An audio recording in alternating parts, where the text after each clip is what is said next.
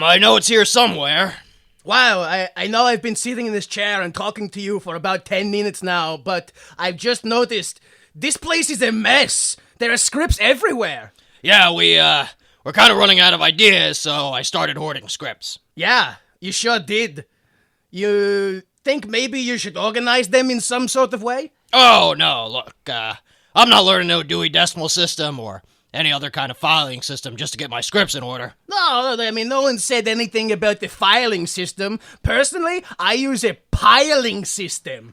Go on. Here, let me show you. Time jump. There, see? Now you have piles of scripts organized based on your personal feelings about their market value. Wow, Arnold, this feels like a flawless system. Wonderful! Now, I'd like to star in a third movie involving children as directed by Ivan Reitman. Sure, let me just, how do I find that? Oh, no. This is terrible. This whole system is compromised. Come on, you read all the scripts. Just think which movie involves the kids. Oh, geez, okay, so you did a movie where you took care of kids, then you did a movie where you were a kid. So what about a movie where you make kids?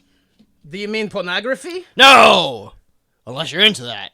Actually, even if you are, forget about it. What I'm talking about is a pregnancy movie.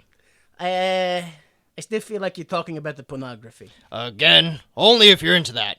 And again, even if you are, forget about that. What I'm talking about is a movie where you're the pregnant one, and it's still not a pornography. Oh, alright, okay. Which one of 90's sexiest movie stars are you going to have impregnate me? Gross. Oh, you know what? I just had a bag of custom-made Scrabble tiles with actors' names on them made for myself. I'll just reach in here and have your wife played by Danny DeVito. Oops, wrong bag. Nope, it's already final. Let's move on with the project. Arnold, I'm sure I can scrabble together something better. I'm sure the writers will come up with something better than that. No, we wasted enough time on that piling system I just made up. I mean, had passed down to my family by kings. So it's settled. You'll star in this movie I just made up. Was definitely written by professionals. That sounds pretty straightforward, yeah. Great, we'll make my movie in June. Wait a minute. June? You're... They irritate the irritated, flex perplexities, poise puzzles, magnify mysteries, impose inquiries, and coagulate quandaries. But more importantly, they ask one question. Why would you make this?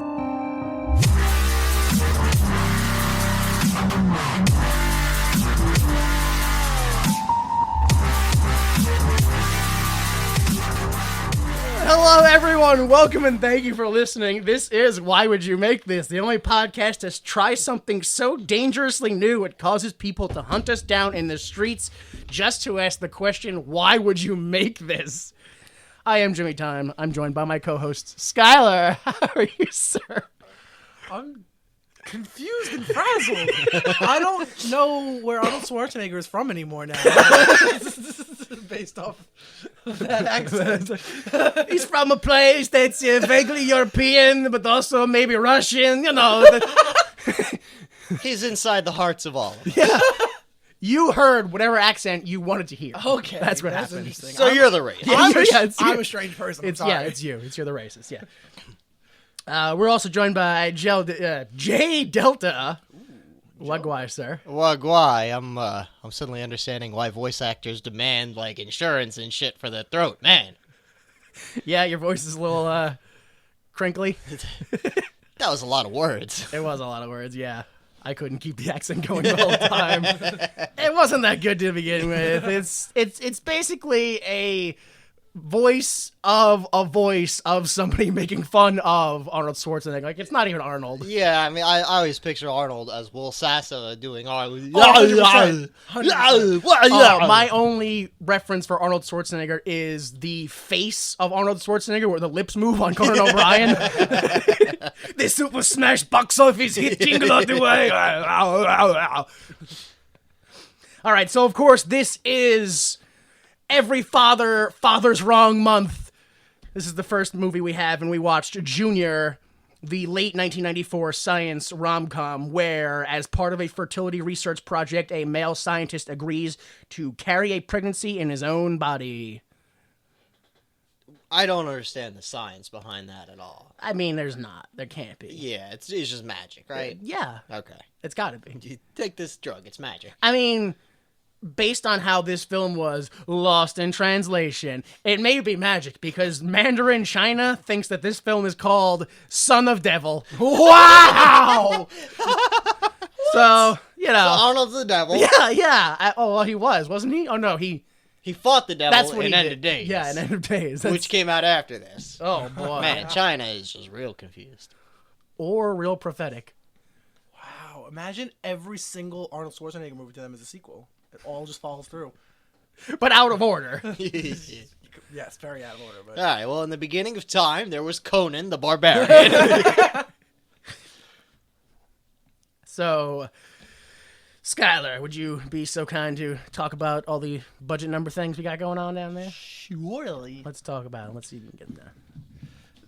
this movie, Junior, had a budget of estimated $60 million. That's insane. Wow, Holy shit! $60 million. Yo, this movie takes place on like 3 sets. Do monkeys cost $10 million? I mean, it just has to be all Arnold, right? Like, he's got to eat up. Arnold eats monkeys. And they cost $10 million, and he ate 6 monkeys throughout the course of this film. Well, yeah, they had chimpanzees, so maybe it's expensive to work with animal actors. Although they were only in like 2 scenes, Yeah. so it's. Like, and like, it takes place in the university. Oh, Like- you know what? Maybe the universe, like that's like Berkeley or something like that in California. That's a real university. So maybe they just they gouged them to use the land. Damn. Sorry, semester's canceled this year, kids. Arnold Schwarzenegger bought up all the spots. Wow, the whole semester. We're only filming in 2 rooms. Nope, shut down the whole campus. It's not gonna work any other way. Needs his privacy. So yeah, what else we have there? You want to talk about what it made? Domestically, it made $36.7 million. Yeah. So not too good around here. No, a little more than half. No. And then everywhere else, it made about $71 million. Yeah. So that made up for it quite a bit. Giving it a grand total of $108.4 million. That's a lot for this movie. Yeah. That is a lot. But also, they spent $60 million feeding Arnold monkeys. I mean, there's no disputing that. We've already established that is fact. Yeah, you cannot it's walk fact. away from that. It's on the IMDb trivia page. It now, will be so. soon. All right, so I also want to point out, now that I figured out that I can do this, is that a pregnancy movie, which is what this film was, apparently is constituted by anything between Seed of Chucky, which was 18th, the 18th highest grossing pregnancy movie, Wow. to something like Precious, based on a novel pushed by Sapphire, which was the 7th highest grossing pregnancy movie ever. So out of the 34 listed, Junior was the 13th highest pregnancy film that ever grossed. Wow. Twilight Saga Breaking Dawn Part 1 was number 1. So Oh, man. that's not really that surprising. It's Yeah, no, that's. I was like, to a what could be dog. number 1? Oh, yep, Twilight, yep. yeah, all right, like number like perfect. 4 is like Father of the Bride 2 and like, Men and a Baby and stuff like that. I don't think it was pregnancy though. But just films like that you're like, "Oh, of course," like Little Women and Yeah. like, "Oh, yeah." All right, so let's move on to the best hour. Our favorite hour? Our favorite hour! The Troy McClure hour. Oh, hello, I'm Troy McClure. You'll remember me from such weird science films as Technobabble, The Hyperon Lenifold versus Ferox and Ragnazor's Backslings, or Cybear, the Cybernetic Bear, Nature Hacks Back. Today, we're here to talk about things that we were too busy asking if we could and never asked if we should. Cybear. Nature Hacks Back. It's hacking back. Sure, hacks back. I like that. Hack back your brain, Johnny. Hack it back. So, of course, we will not be talking about Arnold Schwarzenegger or Danny DeVito or Emma Thompson, who are the stars of this film. Just under the wire, I consider not a star, although he had probably just as many lines as everybody else did, which is Frank Langella, who plays Noah Baines. That's the university chair guy. Who is also the head of the FDA, yeah. 2 different jobs. You will recognize him, maybe, from Masters of the Universe. Was he Skeletor? Yep. Okay. The box. He was the guy that brought Cameron Diaz the box and was like, if you press this, someone will die and you'll get money. And then I forget what the rest of the story was. Yeah. Turns out it's your own kid. I don't know. Yeah. Everybody presses the button. Of course They do. Who cares about strangers? I do that shit all day. No, you only have to press it once. Beep, beep, beep, beep, beep. What was that? Beep, beep, beep, beep, beep. So you only get the money one time. Beep, beep, beep. That's okay. Beep, beep, beep, beep. Dude, I literally have no idea how gigabytes are made. I could be murdering orphans every time I visit a website. The internet could be made of orphan blood, and I have no idea. How are these bitcoins mined? Oh, by children in caves. Yeah, that's okay. I'll have more then. Yeah. It's better than on the streets. In a gang. Finally, you recognize him from Frost Nixon, as Nixon. Oh. Next, Pamela Reed plays Angela. You probably won't recognize her from The Right Stuff, Tanner 88, or Kindergarten Cop. She was the bad woman in Kindergarten Cop, right? Or was she the partner? I don't remember. See, you might recognize her. You might not. Next is Ada Turturro, who plays Louise. That was the secretary, or like the assistant. Danny DeVito's assistant. I remember. Oh, really? The one in the fertility clinic? Yeah. Yeah, her. Louise is her name. You recognize her from Mickey Blue Eyes, Deep Blue Sea, or The Sopranos. Nope. Finally, James Eckhouse plays Ned Sneller. You recognize him from Big, The Avengers, or this movie, Junior. That's it. Yeah. all he's The Avengers is not the 1998 Uma Thurman. The Marvel one. No, the Marvel one. Oh! Not the British one. Not that one. No, the Marvel one, yeah. The recent, 2011 Marvel. Yeah, he's played some agent. Wait. Who was Ned Sneller? I don't remember. The guy that shared the fertility clinic with Larry, with Danny DeVito. Oh! Yeah. He's the only other character in this movie that I could list who had lines. Like, he had 2 lines. Huh. So you can see the full cast and crew at imdb.com. You want to start the film? No. Here we go.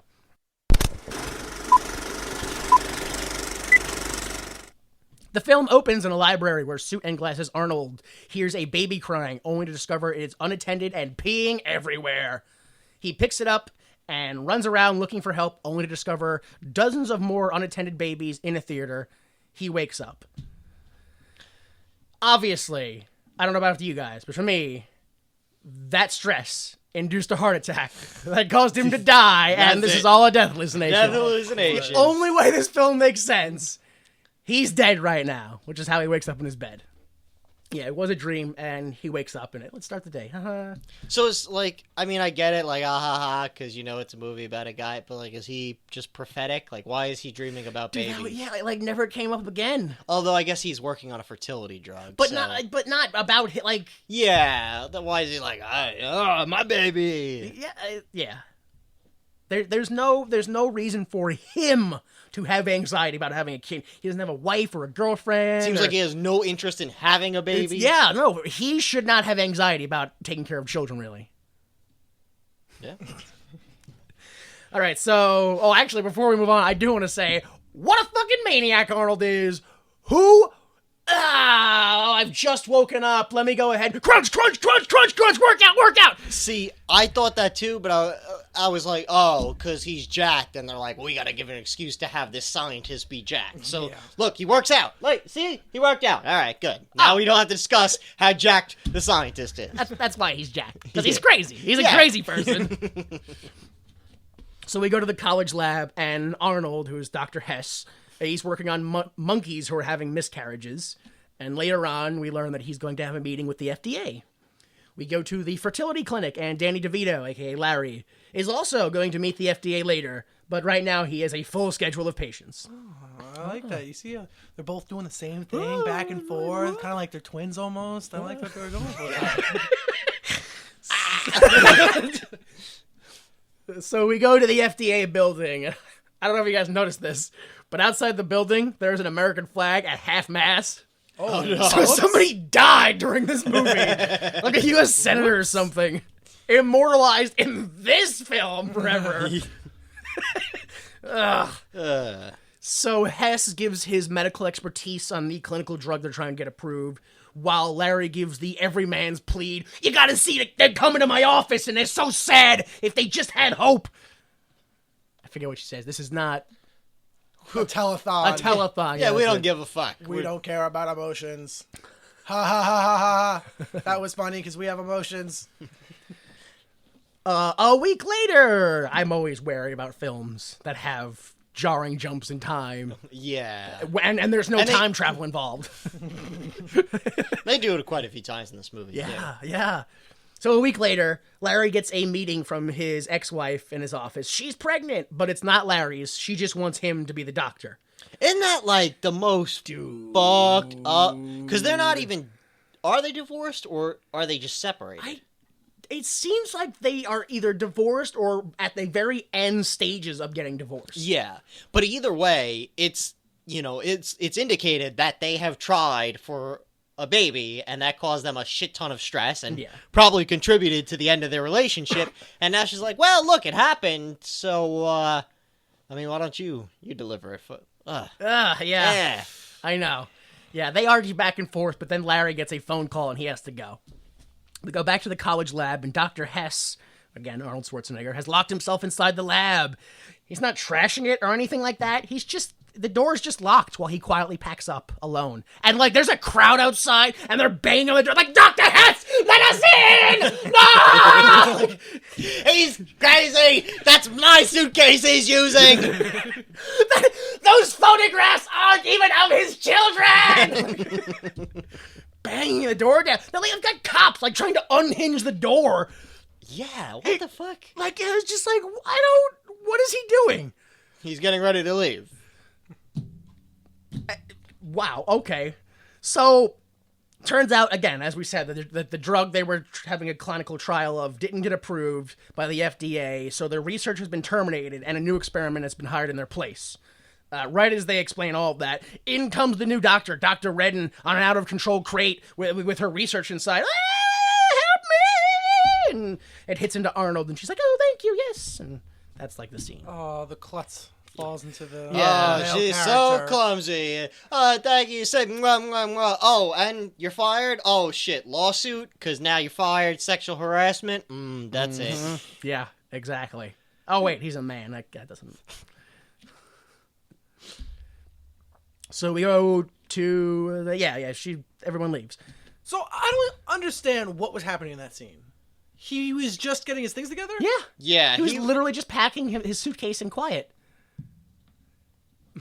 Yeah! No, I agree with you! Why was it so imperative for them to get in? It was so dramatic. Like, everyone on the other side of the door, on the non-Arnold side of the door, must have thought, oh, he's setting the lab on fire? Wow, that's... I don't know if we should be standing here. Like, that's pretty dangerous. Like... Oh, my God. Well, he's packing his bag. Oh, he's taking something out. It's an axe. Oh, God, he's going to the monkeys. Oh, God. Arnold's hungry again, quick! We're filming, Arnold, no! God. So, yeah, everybody, well, Hess leaves, so everybody's just kind of like, oh, well, all right, see ya. Everybody, they all just, like, walk away. We go to Hess's apartment, and Hess is like, I'm leaving back to Europe, don't try to stop me. But, of course, Larry tries to stop him. Oh, wait, but, when, he leaves, she's talking to the guy about how this is her lab now. She talks about how she didn't want to displace anyone. What? I didn't want to do that. And then he goes, no, don't worry. You're not displacing anyone. I can assure you that. Now get rid of these monkeys. We don't need them anymore.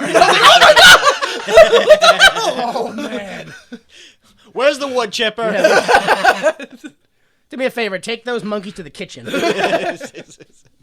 Somebody get me the monkey dynamite. This is still a state school, so, again, we'll be using both their meat and their bones.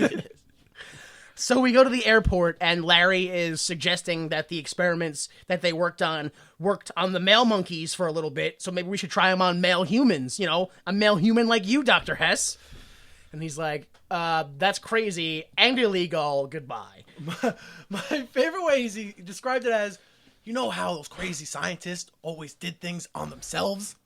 Well, what if you did that? They didn't even try to attempt it on himself. Yeah. He immediately went to someone else. I mean, it could be one of us. He's like, you. What do we got now? Larry. Wouldn't you want, like, the flabby guy, though? Because, you can hide it more. Well, not only you hide it more, but, like, if Arnold's got those abs, wouldn't that, like, mush the baby? Oh, but they're only planning on, like, they're like, we'll take it to, like, a couple weeks, where it's the size of, like, a rice grain. Although, I'm pretty sure in real life, like, obese women are, like, they can't have babies. Like, it's super dangerous for them. And You know there's, like, a whole show where it's like, I was pregnant, I didn't even know it. Where it's like, the woman's like, I thought I was pooping. And I heard, because, like, yo, there's a fucking show based on that. I went into the kitchen and I got the paddle because I went, not that crying poop again. Happens to me once a year. Nuh-uh. Not again. Yeah, and it's always, a 600-pound woman. It's like, well, I didn't know I was fat because I already ate for 2, and, well... You think they'd know her? Like, well, I was eating for 2, then I started eating for 3, and I didn't gain any weight. I figured it's just part of being American. Well, I mean, there's a point where you just stop stepping on the scale, right? You just stop keeping track of what you eat. I presume it's when you step on it and the measurement just goes and just keeps going around and around. Or, Well, and the number pops off his screen. It's a boing, boing, boing, boing. I know we live in a more digital and Modern, technology world, but I can quote someone that's saying that they had one that only went to 400, so they just stopped weighing themselves. Does it? wouldn't it just say ERR eventually? Like error, like error. Like a fucking calculator when you multiply by 1,000,000. Yeah. That's basically the scale going, this much weight shouldn't occupy this much space. It's not okay what you're doing. Please, no practical jokes, sir. Put a real person on.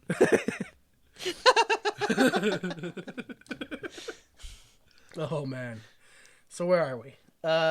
Yeah, Larry does something that would be considered illegal in modern days, which is he buys a plane ticket to go nowhere with no luggage just to talk to Hess on the plane. Oh, I just want to suspiciously get on that plane without any luggage. Right now, all cash, no ID. Oh, yeah, no, none of that. I thought this was so funny, which is the lady behind them on the, like, boarding hallway thing that they were walking down. Mm-hmm. There's a lady behind them while they're talking. She is hardcore, so much more interested in their conversation than I will ever be. She's hardcore eavesdropping. Dude, she was like, oh my God, really? Oh, like, she was super fucking into it, dude. So eventually, like, they're on the plane and they're like, oh, we gotta take off. We're gonna sit down, please. And that's when Hess is like, okay. Smash cut to them walking off the plane. I know, it's gonna be great. We're gonna That's do it. also got to be illegal. Like, if someone gets off the plane, today's day and age, they're like, oh, they planted something, right? There's no way. You are not allowed to change your mind about a flight at the last second. Especially if they had luggage checked. You can't just get that off. That's on. So they're leaving it on. And Oh, they're getting God. off. Yeah. That's red flags. Otherwise, you're running a terrible service. Well, either it's illegal or it better be quick. Because I think we might have just told some people some things. Whoops. So as they're leaving, Hess is like, oh, where are we going to get the egg donor from? And we smash cut to Larry is in the college lab stealing eggs from Dr. Redden's cryo crate. He takes the one that says Junior. I'll just take that. The name of the movie. Dinosaur DNA fucking freezer. Yeah! That's all I thought about every time I saw it. He takes it out and then he puts it into the fake shaving cream can. Exactly. The dinosaur spits at him. Yeah. His face gets melted. He falls down in the rain. It's all there. Yeah. So, Dr. Redden is sleeping at the lab. And she wakes up, and Larry has to be like, oh, it's like, when the ball player gets drafted, he's going to come back to the field and just soak in the ambiance one last time. She's like, what? She bought it. Even though she didn't understand it, she was like, yeah, okay. Right. I know sports. Even though Yes, I'm a woman. I'm a great old American chap like you. I am. What? Yes. It bothered me so much that her acting choice to represent like a common everyman scientist was to slouch a little. That was her acting. She didn't change her phonetics or her cadence or anything. She just like gave herself a hardcore hump. Chewed on a pencil a little. Yeah, like it was. And she was clumsy. Oh man, like I was like, holy shit, what time is it? She's got to get back to the fucking king, dude. She's not gonna make it. My lord! Me egg samples are ready. I don't know what's going on because you're making like an Igor face. She's up. Yeah, but she's also a very beautiful woman. that doesn't apply to you at all. Like it's just like, all right. There's a rule that when a hunchback talks to a king, you gotta crunch up your face so you don't insult him. Yeah, but I don't think she's trying to play the hunchback, but really she's like, I've got to get back to the king before my carriage turns into a pumpkin. Like, so, what do we got here? Emotional. Dr. Redden's like, oh, I feel like I wronged Dr. Hess, so I'll share the lab with him. Like, that was just an option from the start? Really? Although I guess the whole funding thing, right? That's what it came down to. Because you can be like, yeah, I'll share the lab with you, but you ain't getting paid. But they were still getting, because later on in the film, what's his name? Noah's like, oh, wait, we're still funding their expectorant or whatever it is. And Yeah, I thought she was doing that trying to, like, secretly. She was trying to do it under the radar. I didn't, so Dr. Redden was doing it purposefully? Like, What do you mean? Oh, no. Oh, okay, never mind. I misunderstood. no, yeah, I'm saying, like, yeah. Yeah, later on when they find out that all, whatever, we'll get to it then. Yeah, we'll share the lab. Also, is there a Mr. Redden? Oh, no? All right. I'm not interested. Well, yeah, then I'm not interested. I would never fuck you anyway. So we go back to the fertility clinic, and Hess produces a semen sample, and this whole scene is just a bunch of pregnancy science that might or might not be bullshit, because I don't understand or care enough about any of it to matter. Like, it's 2 minutes of them just going, we're going to put 2 cc's of the dioaxyl terion perithol in your perineural teraxyl area in your abdomen wall. We're going to stick the baby into your belly and hope the stomach acids don't digest it. Yeah, basically. I'm just like, wow. Remember the time where motherfuckers had to go and jerk off to VHS tapes? Ugh. Because, I mean, really, in this day and age, you're browsing for porn, and you're like, all right, well, let me open 46 tabs just to, like, really just prep. Because you never know. Look, to be fair, half of those videos, you get halfway through, you go, oh, wait a minute, this isn't my fetish. It's not, I thought, they tricked me with, like, the thumbnail and the title. It's not what I'm into at all. Click, click. No. 3 seconds. That's not. No. 5 minutes. Oh, they're not mother and son. They lied. That's not what that says. Not one of them said that once. They don't even say, nobody even says mom in it. Like, well, you could lie. Yo, imagine having to do that shit with VHS. Like, fast forward, pause. Fast forward. Alright. Oh, fuck. I gotta rewind. Like, you can't just pop it, like, not rewind it. You gotta rewind it. You gotta be kind. Rewind it every time. So, where are we? Oh, yeah, pregnancy bullshit. Yeah, here you go. Here's your baby. Ready? We're gonna put it in you now. And, oh, by the way, where'd you get the egg from? Anonymous donor? Okay. Yeah. Go ahead, stick it in me. Wow. So yeah, boom, baby's in him. Later on, Hess wakes up and a nurse walks in and gives him his baby, and his baby is just a warped nightmare. Oh my God. CGI Arnold face. Oh Look, my God. I know on this podcast that I far too often use the phrase reboot-esque, but it looked like reboot-level CGI. His face was squished and stretched in directions it shouldn't have been. It was the most terrifying thing I've ever seen. At the start, but I feel like by the end of the scene, they were like, you know what, just leave his face. Oh my God. It looked like the way cartoons in the 80s depicted gangsters from the 40s. That's the way his face looked. It looked like it was like old, Two Shoe Joe. I'm a baby, see? That's what it looked like. Oh, they man. just face swapped Arnold's face on it. Dude, it was it was had the bad. gap tooth. It had, for some reason, they showed the back of the baby and it looked like a normal baby's head. And then when it showed the face, it had Arnold's full head of hair. Dude, that was so weird. It was just the nightmare. So yeah, the baby screams "Mama" until Hess Angrily. wakes up. Yeah, very angry. Like, where is it? Where's the mama?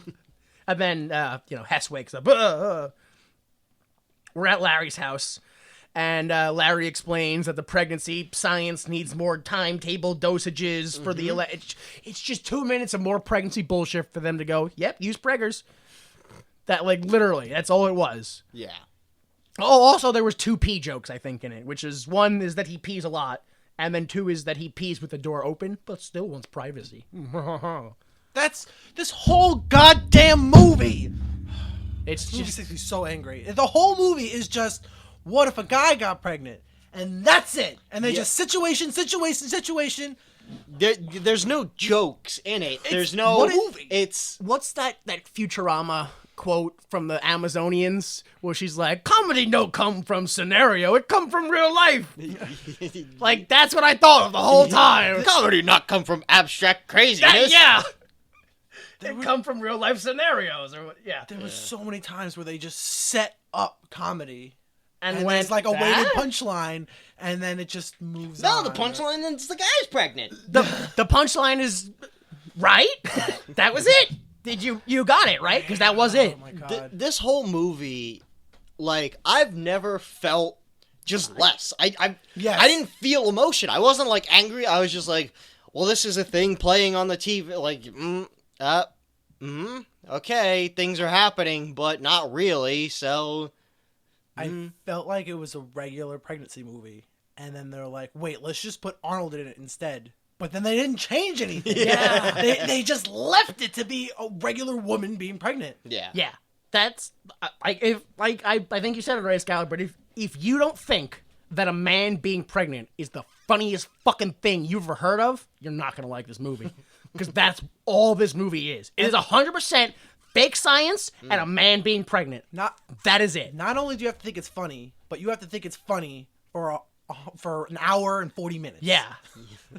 Because there are repeats. no other sub-stories. This is the only story, 100, yep. and it I was goes waiting. for 140 minutes. No. But like, Or what not if 140. what if a guy got pregnant? Oh, that was pretty funny, right? But then what if he was like 4 weeks pregnant? That's pretty Oh, good, right? like, yeah. Yo, but what if he was like 12 weeks pregnant?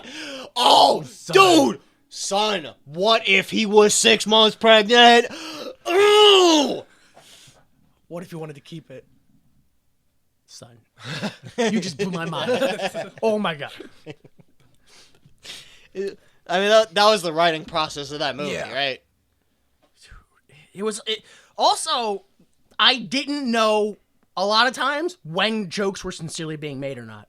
Like, I genuinely didn't know. Like, there's this, in this scene, they, what's his name? Arnold, Hess. He wakes up and he's like, what? Where am I? And Larry goes, you're in my house. This is my room. And he's like, this is your room? Because of the way it's decorated. And he goes, well, yeah, my ex-wife decorated it. I'll give her one thing. She had taste. But her taste is that of, like, a Civil War madam. Yes, Like, 100%. everything is peach with, like, rose, like, and, like, the green and rose. Like, everything is... Very white. Dude, it looked like a whorehouse. And he said, like a Civil War whorehouse. Yeah. And he said, she has taste. I'll give her that. But I genuinely couldn't tell if that was supposed to be a joke or not. Like, we were supposed to go, ah ha ha, he's being sarcastic. No, he seemed incredibly sincere when he said that. Yeah. He genuinely thought his wife had taste. That was so many moments where they actually said the line and there was a pause. Like, I feel like people are supposed to laugh. And I'm just looking around in my room at nobody. Like, are we laughing now? Or because I'm uncomfortable. Is that the signal? That's the signal? That's the signal. There's no applause sign. I don't know if I'm supposed to be laughing. Yeah, just throw me a laugh track. Yeah, they should have put a laugh track in this movie. It would have made it better. Yeah, it actually might have. It really might have made this movie a little bit better. It would have made me feel more comfortable to laugh at all this. It's just Arnold crying about being in pain. It was a lot of Arnold being in pain and people going, you're all right. You're a dude. And then I'm supposed to laugh at that. Yeah. It made me feel bad. Is this movie supposed to teach me empathy or not? I don't understand what's happening here. Where's the message? So pregnant women are dumb for like having like a cat, like just walk it off like this man does. I don't get what the story is here. So whatever, we jump to 4 weeks later. Hess runs to throw up, and then Larry arrives, and minutes later they're having a very intimate, like, whispering conversation, and, like, fucking 4 interns are like, what's going on? What? Like, they all run into the conversation. One of my favorite scenes. It didn't make He any walks sense. up to him and he's like, Larry, my nipples are so sensitive. And immediately in the background is some scientist working on a microscope. Whatever, And yeah. he looks up and he hears him and he starts rubbing his own nipples. And he's like, oh, and he starts feeling his sympathy pain. Hell yeah, man. He's like, I think this might be, like, it's surfing. Everybody goes surfing, right? It's Yeah, gotta be a he surfing walked right up problem. to him. He's like, you guys talking about nipples? And he started touching his own nipples. And then off screen, a woman walks in. You guys have sensitive nipples? It's probably laundry detergent. Laundry detergent? All these scientists knew how to take care of nipples for some reason and needed to help this person. They didn't know about boundaries or social cues. Yeah. They're And like, sensitive nipples? Me too. at the end, when they're like, listen, I appreciate you, but I don't need your help. Then they're like, all right, jerks. Could be your shirt. Yeah, how about that polyester shirt, Yeah. you jerk? I was like, what fucking like, if that was a purposeful, like, let's look at how weird though, like, that is super meta for this movie. Arnold's phrasing cracked me up too a little because the way he said it, he was like, it was from the paddling out to the waves. That's what really got me. She was like, oh, what are you guys talking about? He has sensitive nipples. He's like, I don't surf. He said it so defensively. Like, don't think I do. It's not that, I swear. What was he going for there? I know that stereotype's going around about surf Nazis. I'm not one of those guys. I'm a regular Nazi. I mean, abort! No, don't. No, not that one! My life's too complicated!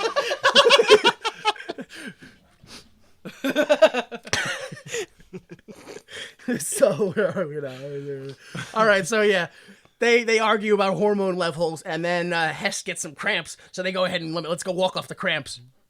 Dr. Reddit notices his behavior and tries to follow them outside, and she's like, look, I've noticed the vials in the garbage and your behavior over the weeks. Do you have, like, a substance abuse problem? And at this point, I go, holy shit, this movie is heavily reliant on the fact that everyone looks through everyone else's garbage when they go to the bathroom. Everybody does that. The second they walk in, personally, my stereotype was medicine cabinet. I thought everybody looked at my medicine cabinet. I have been booby-trapping my medicine cabinet for decades. No. Turns out, this movie is an ode to closed-top garbage cans. Because everyone's just like, I'll fucking rummage through that shit. Let's see what's going on. That's why every once in a while you just gotta poop in that garbage can next to the toilet.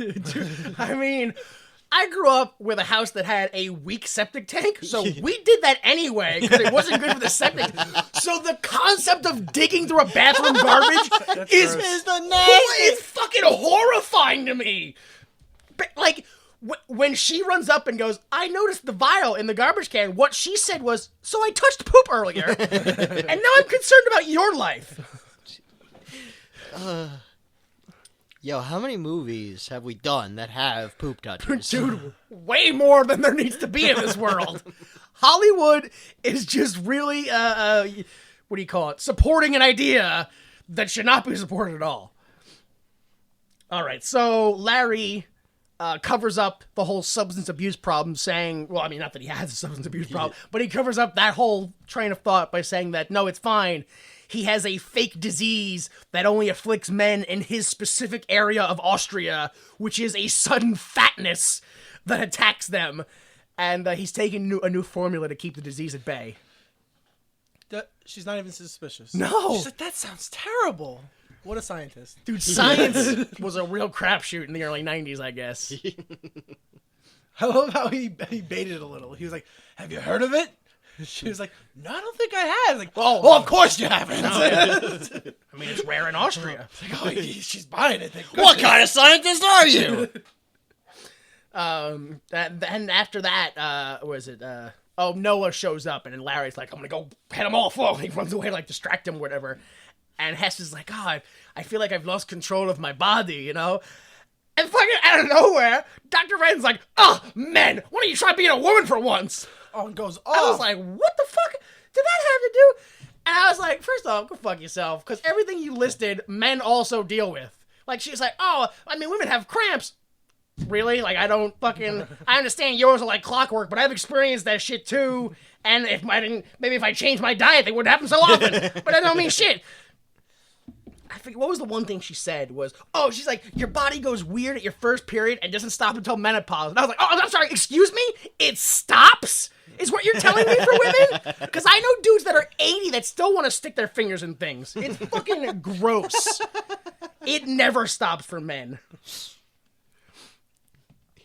Yeah, let's see women deal with the nightmare that is procrastination, where it's like, all right, I gotta sit down and buckle down and do this. What's that, dick? All right, well, I guess we'll jerk off again. Man, if I don't fucking write this script, my family might not fucking eat today. Oh, I got half an erection. I'll take care of that. Can't let that go to waste. I know it's half, but I'll work it up. What's that? It's not working up? I can still finish. But only half it. That's fine. I can work it half. I love how in the scene when Danny DeVito runs off, but right before he does, he tries to go for a cover and it seems like he gives up halfway. He's like, just lay down. I'm going to get you some crackers that'll help settle some problem that's heading this way. And he runs off and cuts off the guy. Jesus Christ. It's like, that didn't really make sense. So we go to Larry's house, and Angela shows up once again asking for Larry to be her doctor. Hess shows up. They all act like it's really awkward. And then Angela goes back to asking if she'll be the doctor, or if he'll be her doctor. She also says that she can't reach the father because he's on tour with Aerosmith. And he's like, oh, you got knocked up by Aerosmith? Oh, jeez. Also, that means, like, she wasn't on birth control. She just met this random dude and didn't have him bag it, and yeah, there's a lot of things there that happen. You know, for like a mature 30-something woman, you should really be much more responsible. Well, maybe not. I mean, maybe she just married a doctor and just been coasting her whole fucking life. Like, I don't really know. I mean, look, she got a divorce with her doctor husband and went touring with Aerosmith. There's like, what? Like, I'm just saying, I don't know. I don't think that, you know, like a fucking Fitty Wap concert should follow a divorce proceeding. So, yeah, please, will you please just be my baby's doctor? It's not like I'm asking you to fix my car. So wait, I don't understand how the car is worse than delivering a baby. Another man's baby, what came out of the place where you tried to put a baby. I guess because it's not like I'm asking you to do something you don't know. Like, I don't even know. Yeah. But it's like, is that what it is? Even if those two things are very different in complication. I thought it was like, I'm not making you responsible for my car. I'm making you responsible for my kid. It's whatever. I thought that's what she was going for. I don't know. Yeah, her logic was so far out there, I couldn't follow it. So, later on, Hess is taking the expectorant dosage. That's not what it's called. I can't remember the name of it. It's like Expectane. Expectane? Yeah. Oh, I thought it was like an accelerant, like an expectorant. It's accelerating your expectancy. Instead of like, 12-week pregnancy. Octane. Expectane. All right, so he takes the expectorant, whatever, the expectorella, Expectant? Yeah, he takes the dosage. He takes the expected amount of dosage. And then he looks at his stomach like he's pregnant, like, oh, look at my belly. It's so, yeah, it's tough. Even later, he cries as he watches what looks like someone else's wedding video montage. Like, God, so many missed opportunities for comedy. You think it's Larry's wedding montage? but like, whose daughter was that? Oh, yeah. I think it was just a movie that was just on, like, Lifetime. Oh, I was just watching yeah. Lifetime. I was yeah. waiting for it to just be like a Folgers commercial or like a headache commercial, and then it was going to be comedy that he was crying over that. Yeah, no. But then it was just like an actual thing he was crying over. So I'm like, it's just that he's a man. Yeah. It's funny. It's so weak. Look, the man has emotions. So weak. Women really didn't expect much in the early 90s. They're fucking real. What? That guy vaguely has a concept of what I'm going through? Ah, what a crazy concept. Whoa, girl. I never. So, yeah, well, and then Larry is like, all right, I gotta go to the convention. And Hess is like, please take me with you. I'm cooped up in the house all day. I'm so alone. I'm paranoid. Blah, blah, blah. And Yeah, he's like, at this point they really tried to in the beginning make him like the Terminator, where nobody likes me, I have no emotions. Yeah. I'm doing my thing. And now he is filled with emotion Yeah. where I don't know if it's like that. I know here to a general point it is. yeah.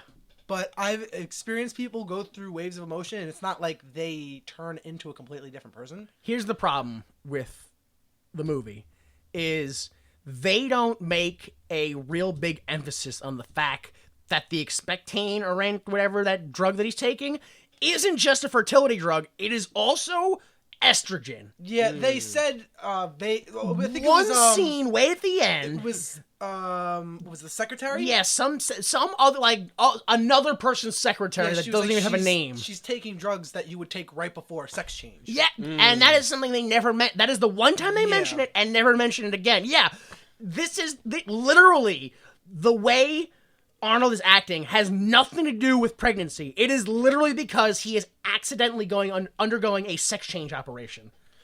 But they never said anything in the beginning about that, and then they said they didn't want to go too far with it, which makes me believe that he needed that to go through with the pregnancy, which makes me think he's adding his own stuff to it that they don't even... In the very, very beginning, when they're talking about all the science mumbo-jumbo, he's like, how's the expectorant going? He's like, we took 10 cc's. No, right, I think we could go more. He's like, well, why don't we add a little more estrogen into that, and we'll add like 10 cc's of estrogen. And so it's if you don't recognize those names and words... I recognize that, but it was just like little bits. Exactly. I feel like he needed to keep doing it himself. It was a throwaway line Yeah. that it's like, oh, and we'll throw estrogen in there, and later on it's like, well, this looks like something, someone going through sex change would take, and that's it. That's the only time. And then again, all the emotions are theoretically because of the estrogen, nothing to do with the pregnancy. I was very upset at the lack of science. Yeah. He was putting data into that computer for one scene, where it could have been telling him how much more to be taking with his body because it was a body diagram. It needed more science. Yeah. To be science, sci-fi in the name. Yeah. The genre. It was more fantasy than sci-fi. Mm-hmm. So yes, please take me to the convention. Okay, fine. We go to the convention. You don't understand. I do understand. No! That cracked me up, that one line. I do understand. No. You're not coming. So at the convention, Larry pitches his new drug to other men who are there. Baines eavesdrops in and hears it, who is the college head and the head of the FDA.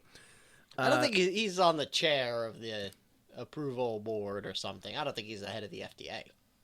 Yeah. Oh, I thought he was like the chairman. Like he was the head of the FDA, I thought. No, I think he's like the head of the board of the school or whatever, but not on the FDA because he's... They clearly didn't do a very good job of explaining it, nor does it ever really come up because they never get the FDA involved again, so it doesn't matter. While they're talking, Hess notices them and is acting very outwardly expressive and emotional. Hello, I'm over here. I had a wonderful time. I met these people, and then I had a nap, and I took a bath, and I did the little hot dog window. Oh, I love these things. These are so great. Franks and blanket. Yeah. So, Then Dr. Redden arrives. Hello, everyone. Here I am. Whoops, I fell over. Yeah. So yeah, everyone keeps talking about how, oh, Dr. Hess, you're glowing, you're radiant, you're just positively pregnant. Whatever. other No words. one would ever say you're glowing. I know. No, what was? I think he said you're radiant. Is You're that what radiant, he said? yeah. Radiant. You're positively radiant. I went, ugh. Oh, what book were you taken out of? Like, yeah, nothing's going on. I'm just happy to be whatever. Hess and Redden connect over death and decide they should dance together. Yeah. All of a sudden, he's a poet. When he was like running, always going, and then poof, we're gone. And he's like sharing poetry with her all of a sudden. Yeah, it was like a weird existential crisis they had. Like, I was like, he's a scientist. When does he have to? He knows poetry all of a sudden? Just because he's pregnant? That's how emotions work. Who wrote this? What, you didn't get your pregnancy poetry? You gotta have some Papa Pio. Pop is pop. Gotta have a bunch of P's in order that you can't say. That's important. So yeah, we're gonna go dance. Hess and Redden literally watch other people dance and then copy their moves because, as they said, they don't know how to dance. Redden notices that she has toilet paper on her shoe and tries to kick it off, but her shoe goes flying. Because she's clumsy. And every time that happens, it's funny. That's it. Cringe jokes and pregnancy jokes. If you don't think social awkwardness is funny on every level, you're gonna be bored this whole film. You're gonna be bored the whole time. If my disappointed face could make a sound, I'd be a lot more vocal during this podcast. Yeah, like this movie is very disappointing, but not ragey enough for you to emote over. Like, it's just like it's finding out your kid has done heroin for the 19th time. Like, it's just like, well, you know, like I really is shame on me at this point for having emotions for my own fucking family. So yeah, Larry shows up and he's like, "All right, let's get out of here." And they're both very clearly in love with each other. Oh, goodbye. Outside, Hess is like, he's just kind of like glowing and like spinning, like, yeah, like, and he's like, "Larry, feel how soft my skin is." And I'm like, is he fucking drunk? Like, what is wrong with him? Well, that's the other thing. When, like, the dean or whoever comes in, it's like, "You're radiant." If I walked in the dude and the dude was lit up, I'd be like, "Yo, dude, are you high?" Like, what kind of simple cocaine you got? And I love it because he's like, "Larry, feel how soft my skin is." And Larry goes, "What? That's it! We're closing out the experiment tonight! Oh my God! No, that's it! That's it!" He was done. He was done with it. That was so great. You're acting too weird now. That's all. I can't have this. Too far. He's like, "But Larry, I want to keep my baby." And he's like, "No! Oh! No! He just loses his shit.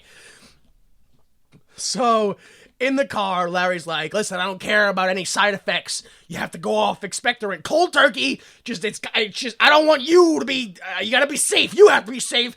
So just rip the drugs out of your system." Like, and then he drops him off at his house and he says, "Go inside, go to sleep, and don't touch all the drugs that I'm leaving there in your bathroom."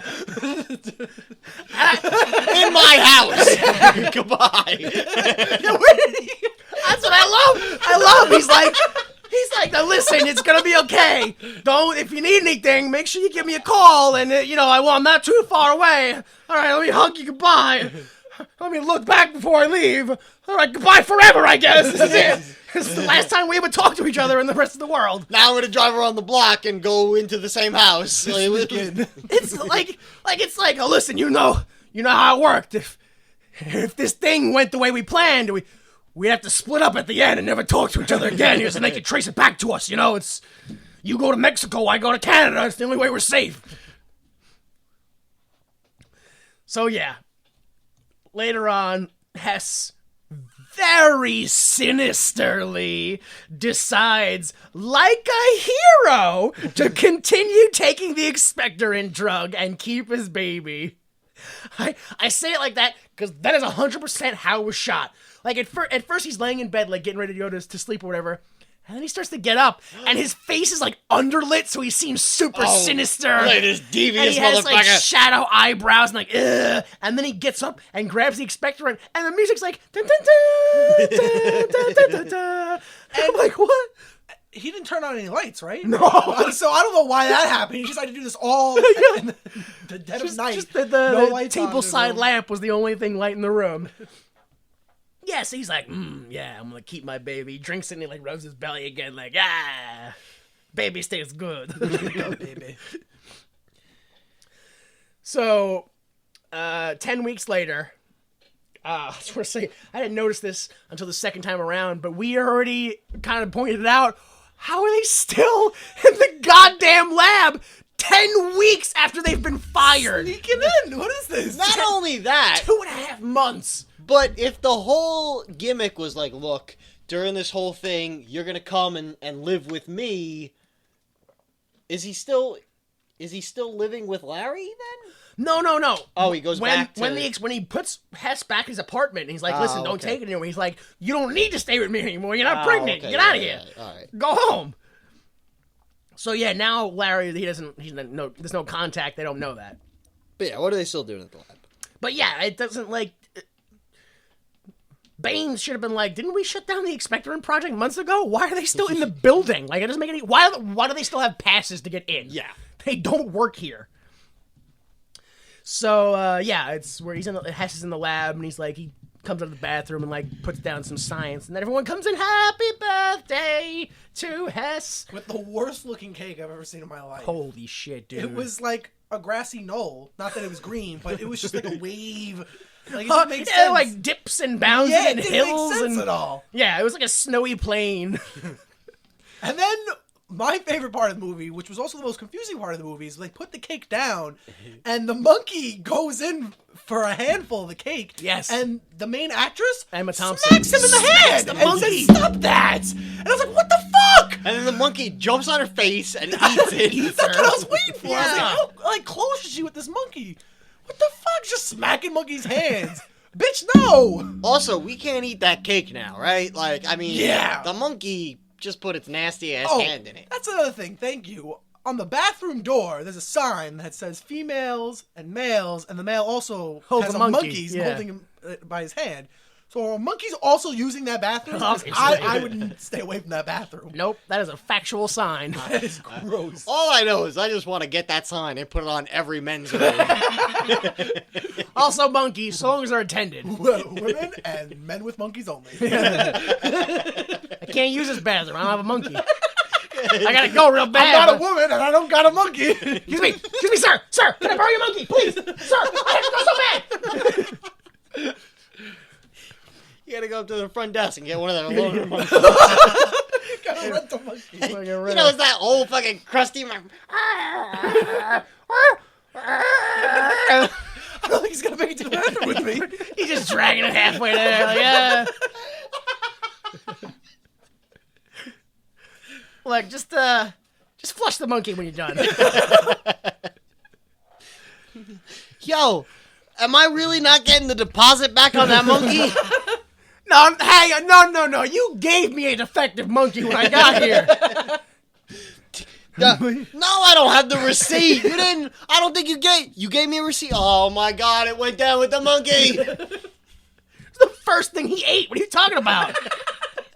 You were standing right there when he ate it. You told him good job.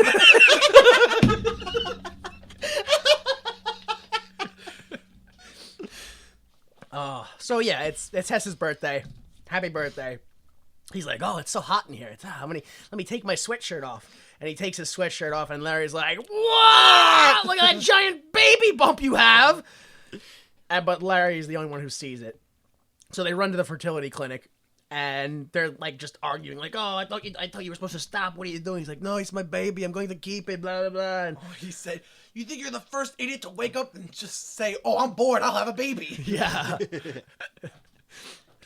And as they like argue as they're walking in to the waiting room full of patients, I want my baby. And you're like, oh, I'm working with the psychiatric center. It's a crazy guy who thinks he's pregnant. Just be nice to him.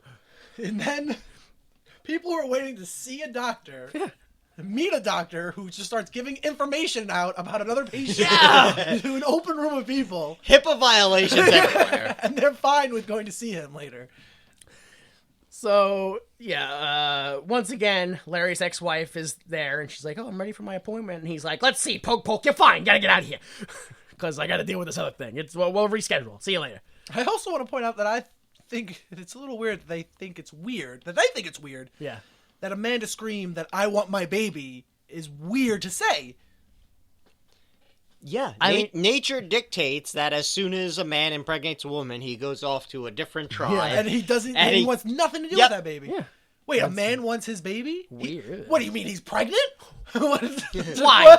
That's the only explanation. Oh, a man wants his baby? Oh, why? So he can, like, touch it and stuff? Why is he gonna, nurture it? God, I thought this was America. This is America. How dare you, sir? Oh, you say he's from the psych center. Oh, okay, that makes more sense. That makes more sense. Have mine. Yes, he must want a baby then. Please, yeah. No. That's crazy. Take 8. So, yeah, we gotta go. See you later. We saw him once earlier, but we see Christopher Maloney, the guy from Law and Order SVU, I didn't watch that show in like a decade and a half, so I don't know if he's still on it. Hair he had. He was like a lion. Why would you ever get rid of that hair, dude? That was beautiful. Holy, that was a career mistake. Wow. Wonderful hair. What else do we see? I love, this is so weird, which is Larry has already established that Dr. Hess is a patient he is helping from the local psychiatric center. Yeah. But then Larry goes into the waiting room and he goes, psst, let's go. But he's a patient. He should be like, I will see you now, sir. You can go. He was like, psst, come on, let's go. Nobody's looking. No, so he thinks he's secretly having a baby. Yeah, no, he thinks he's like a spy as well. The first pregnant spy. He thinks he should have more medals. That's what he's going for, really. He thinks the Soviets put a baby in him. I mean, they do that. I'm not even gonna argue with it. They fucking do that shit. I don't even know what you want from me there. All right, so we see Hess take a sonogram, and he basically has a human inside him now, like spinal cord and heart and shit. Like it's gross. It's a child, not a choice at this point. That's how I feel. That's where my fucking pro-choice comes in. Does it look like a baby? It's a baby, though. It's a baby. Once it comes out, it's garbage. But yeah, while it's in there, I am very conservative about my feelings on baby birth. So we go to the college. I'm so conservative. I save all that murder right till the end when it pops out. Right then I pop it out. Out of existence. It's a child, not a choice. You gotta kill it. It's gotta die.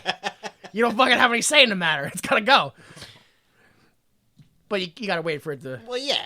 You can't kill something that's like not even a baby. You can't kill it before it's alive. Come on, man. It's gotta be born before it can die. Duh. So we go back to the college, and Bane finally notices that the expecting components are still being paid for by the college. Yo. So we go to Larry's house, and Diana Redden, because I finally realized her first name is Diana, she shows up with papers for Dr. Hess from, someone? I was lying, I just wanted to see you. And I love it, because she's like, I have papers. He's like, oh, papers, okay, who are they from? And she's like, I lied, I just wanted to, he's like, oh, good, who cares? fucking papers. I hate papers. I hate them, ugh. I chop down every tree I see. To make paper so I can throw it out. There's logic in my anger. I assure you. I'm just too enraged to explain it.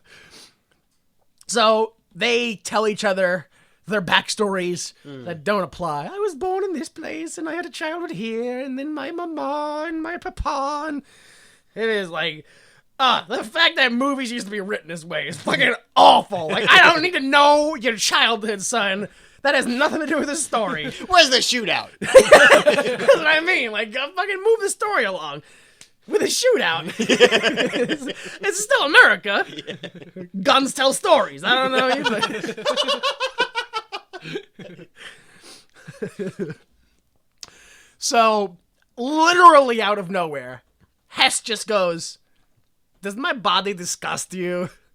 Well, it came from he was checking her out. Oh, okay. He was full out while she was explaining something, staring at her chest. Yeah. Very obviously. They were sitting 2 feet away from each other, speaking to each other, That's looking in true. each other's eyes, except he was looking at her breast. Yeah. And she goes, "What are you looking at?" and closes up her shirt. And then he goes, "Does my body disgust you?" Okay. Out of nowhere, like you said. So then what were you arguing about? All right. Yeah. I said it was subtly implied. But... But she responds, "No, I like upholstery on a man," which I still don't get. Do fat people clothes look like couch covers? I don't understand what that means. Yeah, you know, It gets worse, though. I'm already losing myself. know. I remember this I know. line, and they just grazed right over it like it was like nothing happened. I love upholstery on a man. In fact, I was in love with my cousin for years, and he was very portly. yeah, that was. Again, she's got to get back to the king, because her husband, cousin, Prince the Third. Yeah. Why was this so? Why? This was written. It's not like someone just like said this. I don't know. I mean, like, I know, like, back in the day, it used to be a little looser, like fucking, like 1100 BC and shit. It was like, all right, so my son's gonna marry your daughter, right? All right, it's a good thing me and you are brothers, like actual biological brothers. This is 94. Yeah, no, it's not 1100 BC. No. I know in Game of Thrones. 1194. Oh, okay. That's, yeah. 1994. Yeah, like I don't. Maybe like it's 'cause maybe she's British. Is there a cultural difference? Oh, that there? makes Like, perfect. Well, all British people are royalty, and all royal people have sex with their family. Oh, perfect sense. I know. I Yeah, just. that's awesome. yeah, it sounds right. So I don't know. Yes. I felt like you were trying to be sarcastic. No, but that's- everything is factual. What Yep, you just that's- said. So I just read that out of Encyclopedia. oh wow, there it is. I didn't see you pull that out. So we go. I know I just barged into your house unannounced. I know we barely know each other, but don't feel bad about yourself because I used to be in love with my cousin. yeah. Of course. That's super hot. So they make out. Yep. It's always the weirdest moments when they start getting sexual. Yeah. Right after an incest Reference. reference, and then later is Or earlier was During- death and what? later it's during a cross-dressing scene Yeah. when he's finally all done up. They She's like, were definitely "Let's fuck." they were definitely abused as children, weren't they? Like something. Yeah, they They're were warped. very strange. They have a warped sense of sexuality. Europe is weird. Oh yeah, that's what it is. All right, they are both European. Whoa. But at the same time, America is incredibly sexually repressed. So I guess, We should be fucking our cousins? you gotta meet While in the dressed up as middle. women? Meet somewhere in the middle and just drown everyone in the Atlantic Ocean. Let's. Okay. I've been doing it all wrong. We literally physically meet in the middle of the two countries. Oh, and Yeah. Yeah. In the ocean. Yeah, in the ocean. We all drowned because, Yeah. of course, we didn't bring boats. Yeah, we just swam out here. We flew our planes out to the middle and then cut the engines. So, they're kissing. The couch flips just as Angela lets herself into the house, and Diana's like, "Oh my, got to go. That thing. Goodbye, see you," and leave. Like very clumsily leaves. So she's still super clumsy. I didn't understand that because she fell on the floor. She got up. She was like, "Oh, it was just my contact. Nothing weird was happening. Gotta go because nothing weird was happening. Okay, bye." Like, no, was she trying to hide that they were making out, but then I don't- blatantly did it anyway? Nothing ever makes sense. But Americans are sexually repressed. Wait a minute. But it's because she walked in and she's American. We don't want to weird her out. Oh, The Americans here. quick! The sexually repressed Americans are here, so let's act even more sexually repressed than they are. Yeah, and I'm British, so I'm incredibly polite. So They think we're the weird ones. Again, all that encyclopedia is really coming in handy. That is all factual. So Angela and Hess start to talk, but they smell food, and they're like, "Oh, let's go eat instead." Yeah, and they just talk over food and just about pregnancy stuff, and like, "Oh, I talked to the father, and he's not there, and the baby's kicking, and blah blah." It's just, like it's minuscule stuff. There's no literally. I can relate, but not really. Haha. No, what the story in this scene is Angela talks more about the father that she never, the baby's father that doesn't contact her. Yeah. That's the story that gets moved along. It's literally like one line. I feel like they try for comedy in this scene, but they get nothing out of me. Like, she's like, has anyone ever told you eat like a pregnant woman? And he does the pause, and he's like, I like mixing cuisines. And I was like, is the joke after that line? Is he gonna say something else? I'm like, there's no punchlines. Yeah, so we go to Big and Tall, like men's casual Big and Tall or whatever, the store. And I know we're in Big and Tall because the first two people we see in the scene is someone who's 500 pounds and the person next to him who's 7 feet tall. Yeah, so we must be in Big and Tall. Yeah. Oh, man. I didn't know that level of size discrepancy between human beings even existed, but they have them all in this scene. Every height of wide guy and every length of skinny guy is in this. Oh, man. Like the circus must have been in town. They're like, what are you guys doing right now? Want to be in a movie? Come here. It looks like the same guy stood in front of 2 different funhouse mirrors. And it's a comedy, and nobody made a joke about Danny DeVito being in that store. No. It's so... I'm telling you, we've had so many opportunities. They did nothing with every single opportunity. I refuse to refer to this as a comedy. The only joke was a fat joke, which was... They at the close, they were like, oh, this is a little loose. And Danny was like, that's okay. You're going to grow a little. He's like, I'll keep it. I'll grow. And the fat clothes John Pignette. agent, John Pignette, he's like, oh, that's the spirit. Like, oh, you're going to get fatter. Yeah, there you go. That's a good idea. Yeah. Fat. Like, it was just a really... It was a... What was that weird joke where Danny DeVito was like, oh, you couldn't find one with a parrot on it?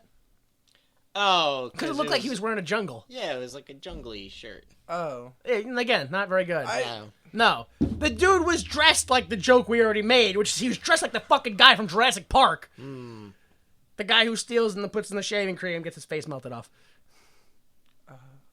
It's 100% how he's dressed. So we go back to Larry's house.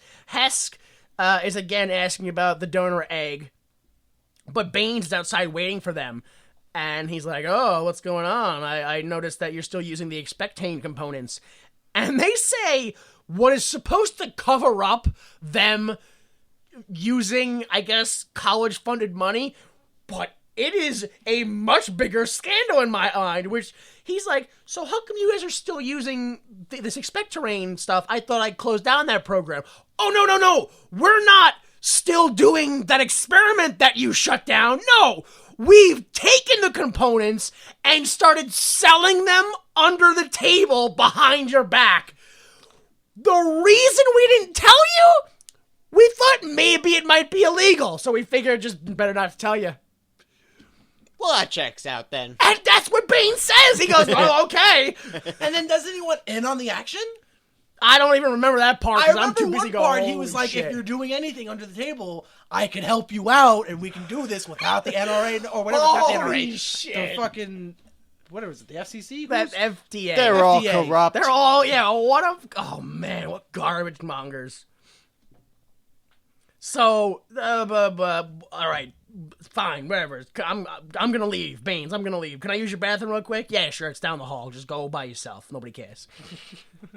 So he goes in the bathroom and then sneaks out of the bathroom and sneaks upstairs and starts digging through their garbage. That's the first fucking thing you do.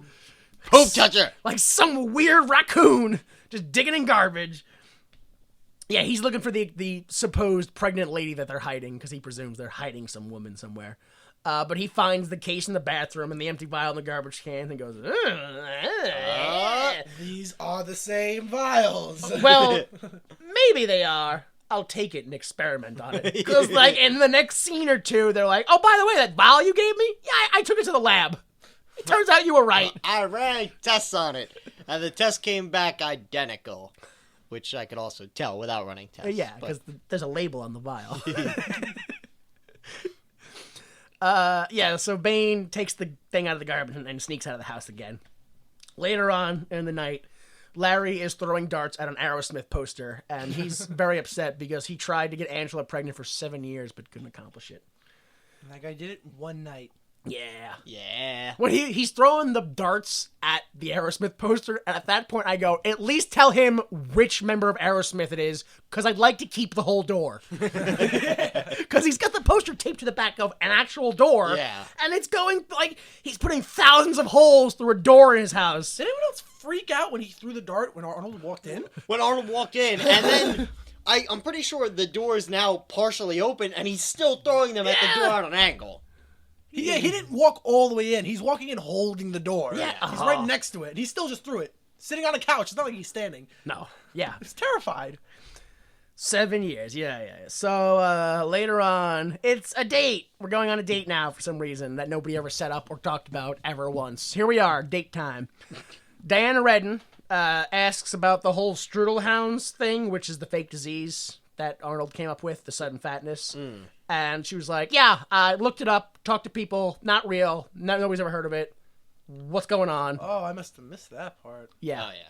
I watched this movie like 2.5 times. I don't remember that scene. Dude, there's a lot of things where they just casually mention it right when you're going, but the thing before it was awful! So you miss it. Yeah. She's like, oh, what about that? And he's like, so, how do you feel about, like, experimenting on yourself? Like, I know it's a little crazy. And she's like, no, actually, I've experimented on myself. And I go, oh, okay, what'd she do? She's like, I took my eggs out of my body and froze them in a jar. And I go, that's not experimenting on yourself even a little bit, even in the least. No. Like, that is 100% not experimenting on yourself. So, like, if I took one of your eggs and squished them, did I murder you? Is that what you're saying? Because it's part of you, and I killed it, so it's obviously I'm a murderer. You're a monster. So, like, if she's experimenting on, like, dude, what a fucking hardcore leap that was for me. I was like, this whole movie, I go, this lady's crazy. And she's like, no, I've taken things out of my body and put them in a petri dish. I've experimented on myself. Oh, you are crazy. Oh, you're fucking batshit. Good, that's good to know. I gotta get this baby out of me right now. No, but she's like, yeah, I took my eggs and I froze them in my cryo lab thing and I put a label on them called Junior. Literally, Hess goes, Junior. Yeah, and like, when this happens, I'm like, oh, I gotta go. Like, me watching the film. I was like, I can't watch this anymore. I feel awful. So they run home, or Hess runs home. I want to ask a question. Uh-oh, here we go. What's going on? Because, I mean, he was going to do this regardless, but back in the, what was it, where the doctor's office where he works, he was talking to the two women about names for the baby. Yes. And he said if it was a boy, he was going to name it Junior. Yeah. And if it was a girl, he was going to name her Junior. Yeah. Is anyone familiar with a female named Junior? No. But, Okay, I didn't think so. It's got to start somewhere. Okay, I wasn't sure. Yeah, I thought that they was both very had the strange. same wrong logic. Junior. Yeah. It must be 90s logic, because what Christopher Maloney and his wife in the waiting room go, Junior, all right, it's not a bad name. Huh? Idiots. Oh, we already established they're idiots, because he cut off all that glorious hair. What a fool he was. No question about that. All right, so we're at Larry's house, and Angela is upset because the baby hasn't moved in 2 days. It's dead. I know it. Dude, the second that she goes, oh, yes, I did that once. It was called Junior. The whole fucking film just went, and flips, and every scene is just, oh, my God. Oh, my God. Oh, my God. Oh, no. Like, every scene after it. So the baby hasn't kicked in 2 days. It's definitely dead. Oh my God, I'm freaking out. And Larry's like, yeah, well, maybe you shouldn't have slept with Aerosmith. And I'm just like, oh my fucking God, this is not the time, dude. And she's like, I never said it was Aerosmith. It's their personal trainer. Oh, the baby kicked. Aha, yes, good. It's not dead. And I was like, this is awful. This whole thing's awful. Hess shows up, drags Larry into the kitchen. He goes, where'd you get the egg from? He's like, around. He's like, well, it was Diana's egg. He goes, was it? Uh-oh. Probably because I got it from her fridge. Yeah, probably because I got it. Oh. So That makes sense. It was labeled Diana's egg. that is my, Like, I love Danny DeVito in that. I did not exaggerate. That is his actual response. She goes, it was her egg. He goes, it was. Uh-oh. Uh-oh. Exactly like that. Like, total, like, Always Sunny Frank. Yeah. Uh-oh. So, yeah, they're arguing about all this stuff, and Hess feels the baby kicking. Oh, it's kicking. Look, Larry, feel the baby. Oh, my God, the baby. Ha, ha, ha, the baby. Oh, my God, the baby. And then Angela walks in, and she's like, what the shit is going on? You were touching his stomach. Are you two? You two are fucking. Are you like a twosome? I thought that was a weird way to word it. Well, it's the 90s, so I guess, yeah. I fucking lost my shit. When he goes, are you two, gay? They go, oh! What? Hang the fuck on! Gay? No, look, we're not gay. We're just running an illegal human experiment on each other to induce a pregnancy in all species and sexes at a risk of our own careers and the likelihood of mankind. We don't touch each other's feet or stuff like that. Like, it's not weird. Ugh. Ugh. God damn, lady, what's wrong with you? The 90s, when it was socially acceptable to run illegal human experiments, but God forbid. Whew. Holy sh! They threw everything on the table. Yeah. Oh man. It's just, I was dying. I died for like, I think like it was like 4 days afterwards, and I thought about that scene. I was still just like, holy shit! Like, no, I'm not gay! I'm just fucking pumping random hormones into people and shit! What do they do? I literally don't know! Oh man, that was, it killed me. She's like, oh, thank God. Yeah, no. She goes, oh, okay, and passes out. She's like, look, I'm really pregnant. Oh, when and they she showed... did that, I fucking screamed. I thought she was gonna kill the baby. Dude, I almost positive like miscarriage. she didn't faint backwards either. I'm pretty she sure did. She fainted sideways, I thought. Yeah. Well, she went side and turned. Oh, okay. Like a cat.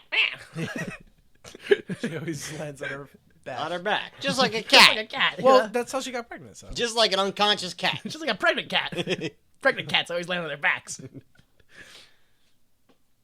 So, if you put a cat and a pregnant cat together, they'll just keep spinning around. Create an infinite momentum machine. So, yeah, we're not gay. Don't be gross. We go to college, and like I said, the vial you gave us is expectorane or rant or whatever. Expectorase. But there's also an extra hormone in it that's equal to like a sex change operation. What does that mean? I have no idea. Very, very pregnant Hess walks by the window. My God, at that very moment, of course. Yeah, oh my God. Of course. Going, oh God, look how big my belly Yeah, is. I'm knocking stuff over with it. Doing the most pregnant walk in the world. I mean, there's Hands so on his much back. strudel. Screaming out of the taxi. I can't get out, I'm too pregnant! Damn this experiment we're secretly doing at this college campus! Again, I love it because Bane is like, it is expectane, isn't it? Oh, who do these two think they're dealing with? Not cutting me in. Not cutting me in. More importantly, just throwing things out in their own garbage. I mean, of course I was going to go in there and pick it up and run experiments onto it. How do you think I became the head of a college? Blackmail. Oh, blackmail. Yeah. You mean like a black male? Like, I got a black male and just like, I don't know, told them to just stand around me and everyone was scared. Like, You just dig through people's garbage until you have enough dirt. actual physical dirt, you throw it in their eyes, they can't see what they're doing. You go, hey, he's no condition to do this job. No condition to do this. You gotta let dirt in his eyes. So at the college lab, right? We go to the college lab, and Hess shows up to try to explain to Diana that he is pregnant and it is also with her child, and that's why he was acting weird. I don't know if I'm just a selfish fuck, but Hess literally never once tries to explain to Diana that he did not know it was her egg. He never tries to explain that to her. She's like, why shouldn't I be angry? You stole my egg. It's like, well, No, my partner stole it Yeah. and then told me it was an anonymous willing donor the whole time. Did she ever say anything about, oh, my egg junior is missing? No, apparently she doesn't look at that ever. So No. she was like, oh, it's your egg, so and it's in me. She was like, what? Not even like, let me go run and see if it's in the freezer. Let me at least double check. Yeah. I can't believe, like, she just accepted it. Yeah. He stole it. Damn it. So And then believed that he was pregnant. Unless, That much of a stretch. Yeah, Not all the time.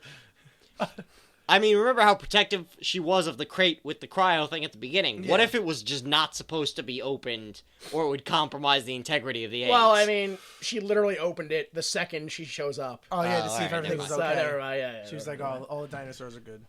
all of the dinosaurs. So yeah, she is very angry about the whole situation and starts on about how men are so selfish and they take everything from women and now they have to take this too. And I'm like, that was not how I expected it. How very male of you, she says. How very male of you to do that. How dare you be pregnant when I didn't ask you to be pregnant? Just like a man. Yeah, what was the one thing she said? What else can you take away from us? You had to take this away? You wanted men to be pregnant? Holy shit. I was like, wow.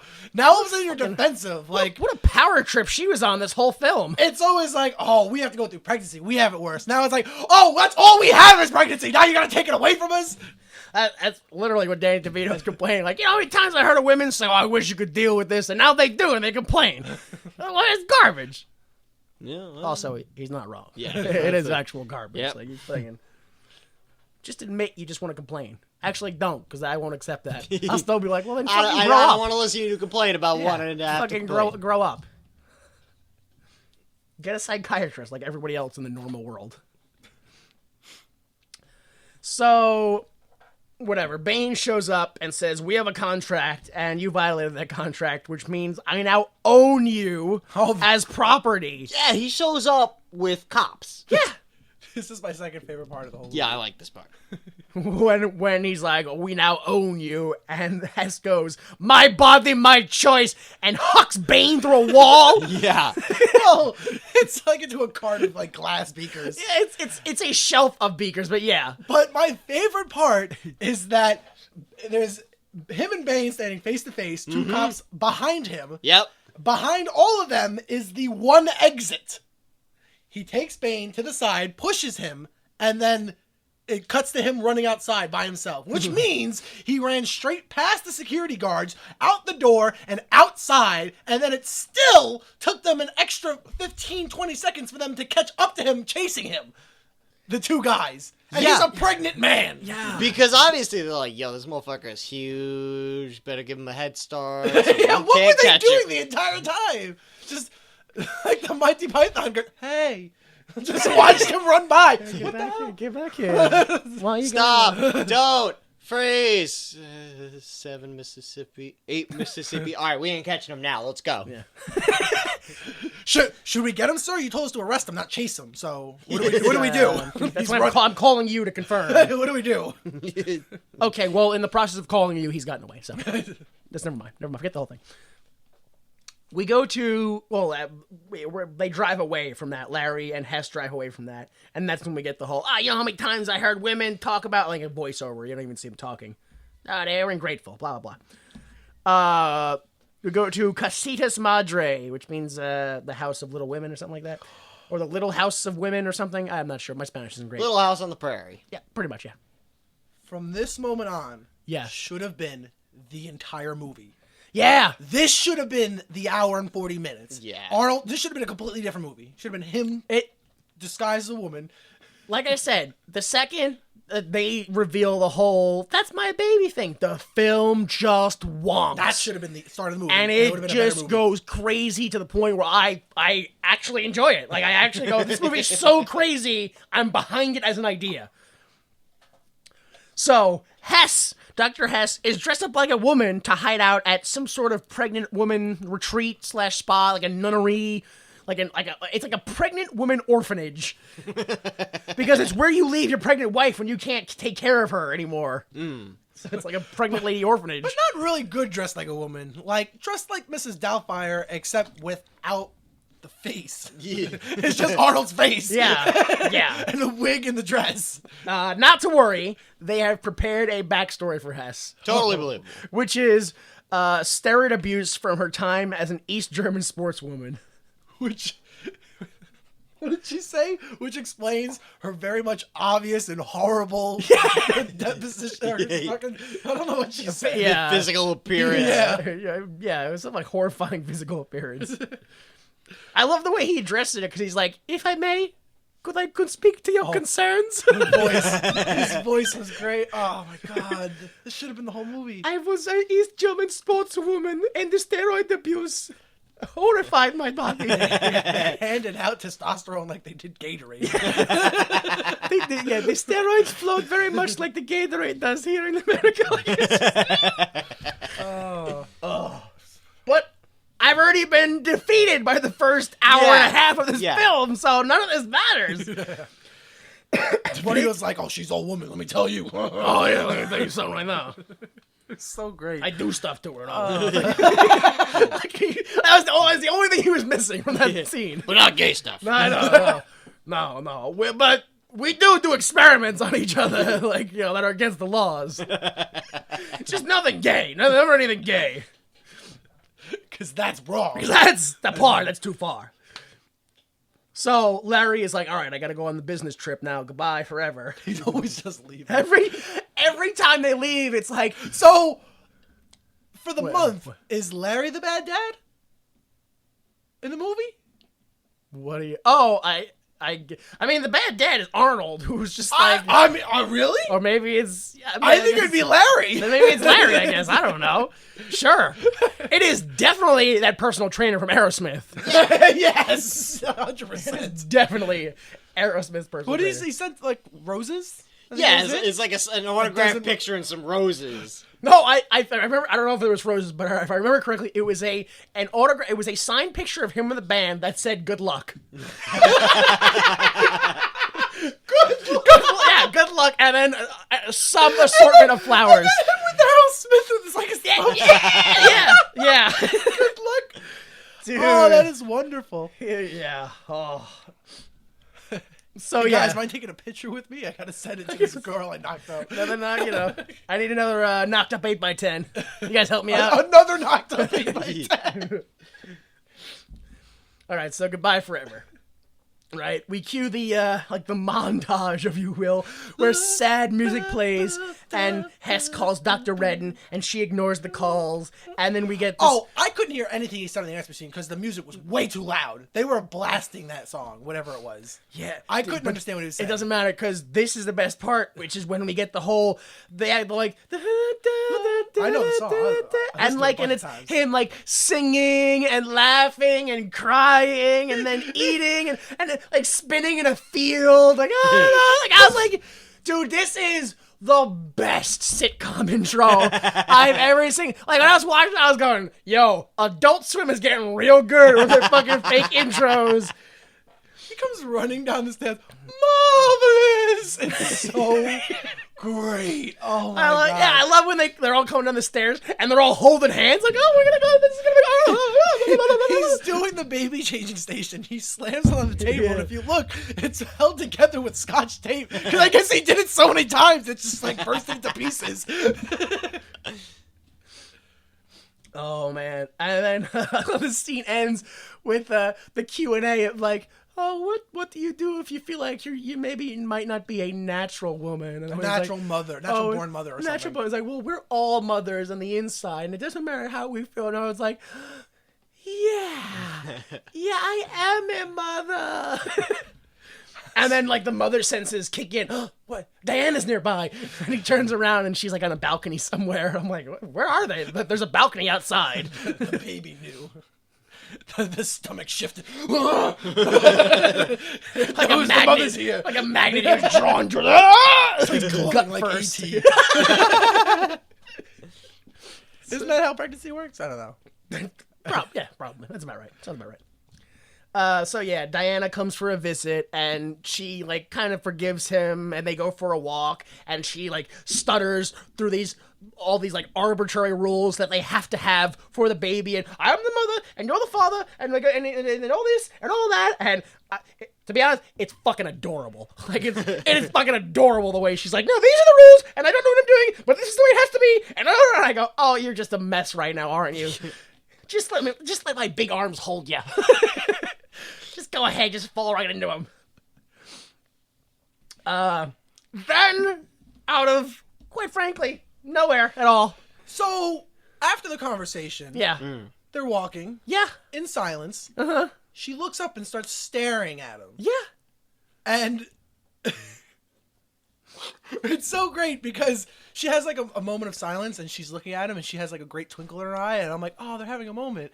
And then it goes back to Arnold and he has the wig on and the dress and the glasses. And I'm like, what am I watching? And then she goes, we should have sex. And I'm like, what is happening now? Yeah, she's like, I'll be damned if I'm gonna have a kid with a man I've never had sex with. She's turned. Yeah, but he's in the wig and the dress. She's like, now I'm thinking about it. Yeah, hell No, yeah. no, like, know what you got me thinking On about? top No, of that, like I don't.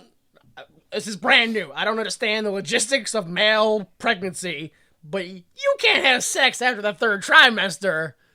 So I'm gonna presume Well, no, you that can't. the baby's dead. No, that only happens in a woman because the penis can like poke the baby, right? Like you can't. I'm not a doctor. That was Don't always look at me. my assumption. I don't know, Like man. at a certain point, you risk like poking the baby, and like you don't want the baby coming out with like dents or anything. So. I wouldn't assume that would happen, only because there's. I don't want to get technical. Well, But once you start going to labor, then the cervix and everything back there starts dilating, and then it starts opening up for it to come out. So you can't puncture through to get to it. Well, you can't puncture, but everything presumably goes lower. So Yeah, but once again, I think it'd still be that. Even if the Because there's baby's the embryonic against the cap- sac. There's the sac. I guess if the baby's Yeah. just like against. what if you and like then pop the sack? Bump it up. I guess you could like bump it up. I guess I don't think you would poke it literally with your dick, but yeah, I guess you could move it around. Yeah, you move it Like, around yeah. or like Get a you little know, baby shaking syndrome or something. I mean, you do get that. You would have to go really slow because you don't want to just shake the whole thing around. So anyway, Larry signs the contracts and makes everybody rich.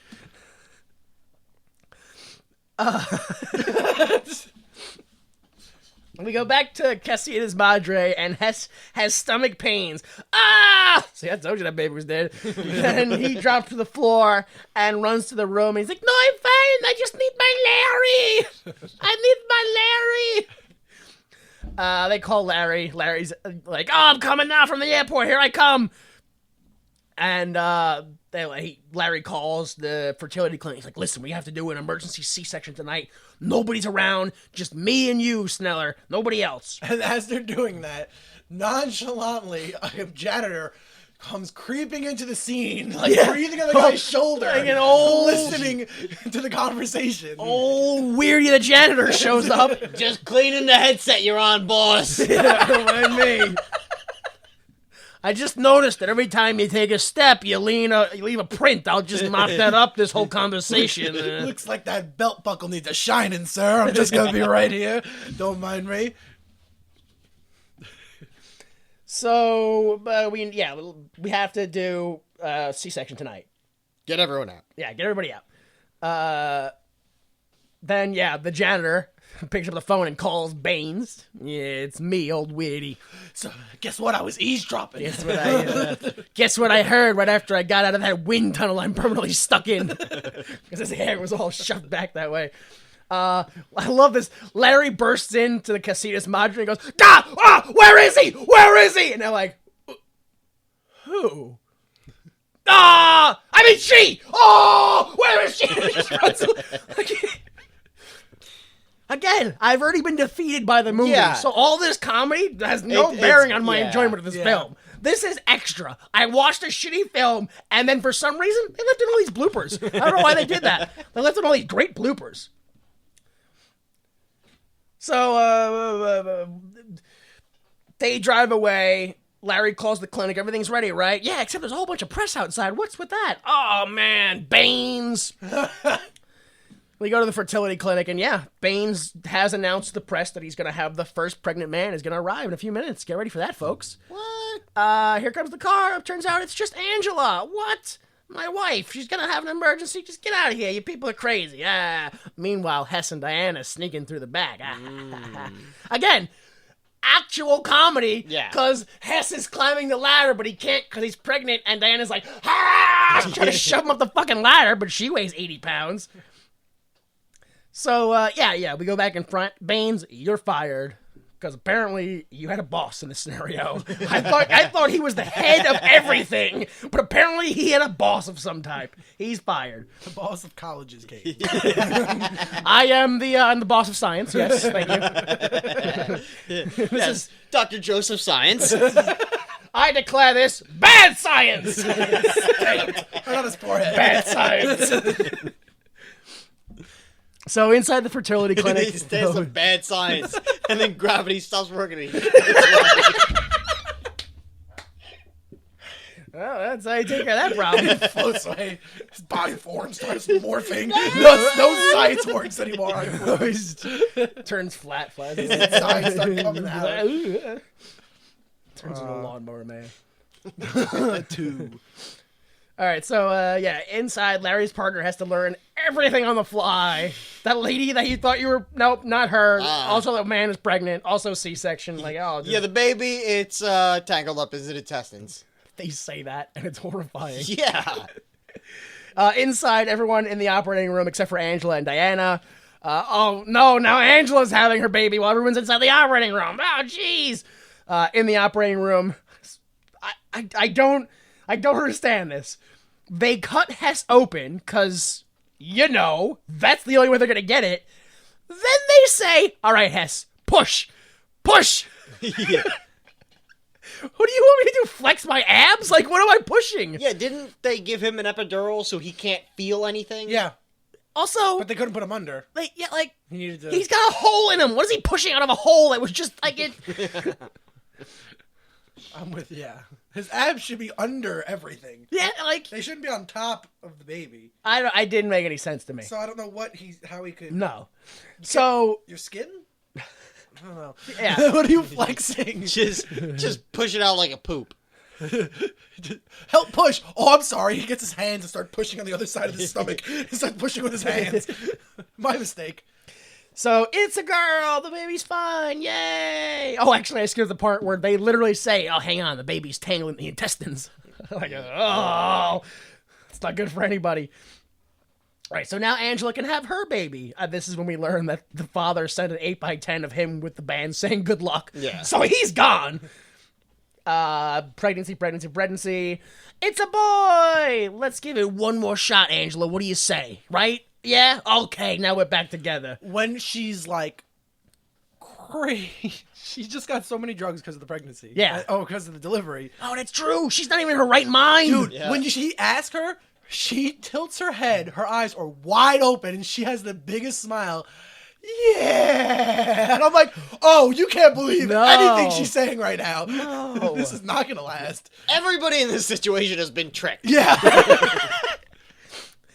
Oh, man. So, whether you want to call her daughter Angela, we're going to call it Junior. Yeah, our daughter's name's Junior.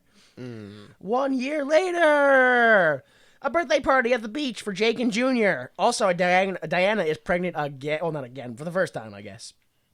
And they're like, eggs. what? One of her eggs got fertilized again. Oh, yeah, whatever. That's what happened again. There's the again.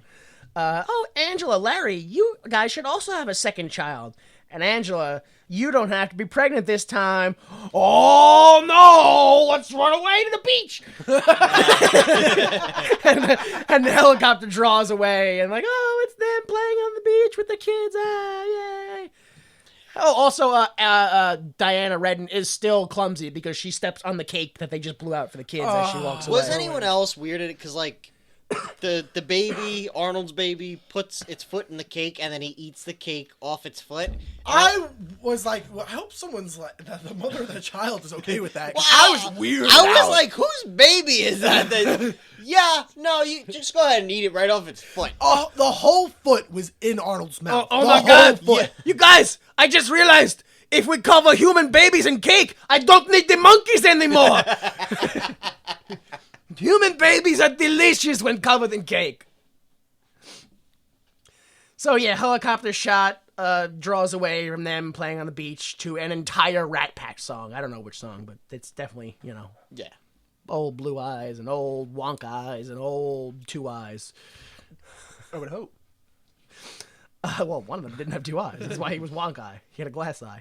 The end. Except not the end, because apparently there was also an early cut of the film that ended with an abortion scene. Oh! And that was nixed because it was deemed too politically sensitive. Politically sensitive? Really? How about emotionally sensitive? Yeah. Who got the abortion? The only... Oh, I was gonna say the only... What? pregnant There was two person. of them! Yeah, no. I'm going to assume Hess, yeah. Okay. I'm gonna have to assume the last half hour of this film that goes full 11 and makes no fucking sense. I'm gonna guess all that's the rewrite part. Yeah. All that was just one abortion scene. All right, so that's yeah. Well, so presumably it. what happens is instead of escaping away to Casa de Madrides, Whatever. instead the police capture them and force him to have an abortion. Forcefully. Sure. Yeah. Probably. Yeah, like he didn't run away from the college. They were like, this is in jail. They kidnap him, and the dean's like, "You're gonna sign that baby over to me." And he's like, "No." And he's like, "All right, then we're getting rid of it." Right, the guy himself up. Punched him. Maybe, who knows? I don't really know. Whatever. Film's over. Let's move on. Could you make a sequel? No. But I had that even with expectorant, Larry still can't have a kid. Oh. So he decides to adopt one and goes through that whole process. And isn't adopting kids hilarious? And what wacky adoption shenanigans? And oh boy, other stuff I don't get and can't relate to it anyway. And you discover a bunch of stuff, and then they adopt the kid, but also it works. So then Larry has his own kid as well. So now they have 3 kids. And they're like, Hess, you should adopt as well. And they're like, oh no, that's crazy. I had the baby, but adoption is too far. That's a much more lighthearted. Yeah, direction well, than I tried to go as lighthearted as they presented it. What horrible government experiment do you have? Well, clearly it's a government experiment. So, they get their money and they're rich, but then they find out that Expectane never makes it to the market, and instead the U.S. government confiscates it and stops it from ever reaching the market. Okay. And they're like, why? Well, what could it be? And it turns out the U.S. government is just using it on soldiers to breed super soldiers. Oh my god. So they end up having to weasel the government's like, well, we need your help, we're having issues, and they agree to help with the ulterior motive of sabotaging the project. I'm interested. Sadly. It's pretty good. Skylar, what do you got? You literally nothing? I You got couldn't nothing? get any. I wanted Danny DeVito was gonna get pregnant again. Yeah. But he couldn't impregnate himself because his semen was no good. So they got it from Arnold Schwarzenegger. Okay. So a lot of the jokes would be that he impregnated Danny DeVito, and that would be a lot there. But then, so I wanted, when he gave birth to the baby, to be a twin somehow. I wanted it to be twins. But I wanted the title to be... Oh, shit, it's a twin sequel, too! Yes! But then I wanted it to be called, since it was a sequel to Junior, I wanted it to be Junior. But then wouldn't the baby have to get pregnant for it to be Junior? No, just the baby would have to impregnate someone. Listen, with the track record of this series so far, it doesn't have to make sense. Look, I have to be honest. The title alone, I am fine with. Junior. Because there's so many worse titles you could have gone with. I mean, it could have been as bad as the film Now You See Me, having a sequel called Now You See Me Too. Instead of Now You Don't. Like, it writes itself, and they didn't go with it. So Junior is fine in my book. Have you ever seen Now You See Me? No. It has the dumbest twist. Oh, God. Dude. It's real magic. No, But the magic is government experiments. No, it turns out that the head FBI agent who was chasing them was like a magician the whole time. Oh, Wait, so man. why were they chasing them? I don't know. Well, what illegal things were they doing Isn't magically? that They were like the twist in like Hunger Games as well, or something Dude, like that? it's so dumb. It's like, okay, some secret magician recruits this group of magicians To steal things? money Oh, from okay. rich people and then like give it out to the public. Oh, okay. Robin And it style. turns out that the head FBI agent who's investigating the magicians is the head magician what hired them. So, what did they do? They got over the audience that watched the film? Like, who did they trick? The FBI? They tricked the FBI and Morgan Freeman. Dude, it is dumb. Yeah, I'm already that convinced. sounds pretty bad. I'm glad I didn't see it. I can't wait for the sequel. The trequel, the triclid trilogy. All right, so why would Now you? you three me. Now you three. Oh my fucking god! Oh, they're gonna do it. I know they are. I know they're gonna fucking do it. You three, man. No. Oh my God. god. Oh, that hurts. That's not okay. I don't. Oh. Okay, so why would you make this? Let's move on, please. I have writers Kevin Wade and Chris Conrad wrote this thing. Conrad wrote one thing 10 years earlier. Probably not really a guy you can blame for this. Wade wrote things like Working Girl, which is a Harrison Ford film, barely, and Mr. Baseball, which is a mustache guy. What's his name? Tom Selleck. Tom Selleck movie. Mustache. And that's what he does. He mustaches all over the place. And he went on after Junior to write things like Meet Joe Black and Made in Manhattan.